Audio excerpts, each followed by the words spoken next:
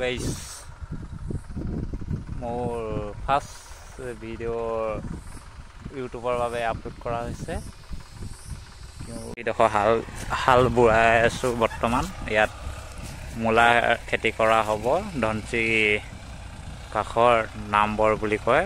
বৰ্তমান ইয়াতে মূলা আৰু সৰিয়হ কৰা হ'ব।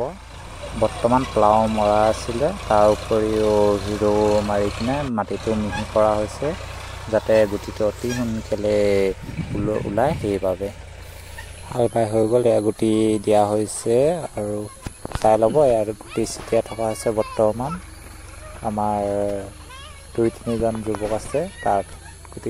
হেল্ল' গাইজ, মোৰ ফাৰ্ষ্ট ভিডিঅ' বৰ্তমান ভাল নহ'বও পাৰে, কিন্তু আগলৈ ভাল কৰিবৰ কাৰণে চেষ্টা কৰিম। তাৰ বাবে লাইক কৰি দিব আৰু ছাবস্ক্ৰাইব কৰি দিব প্লিজ।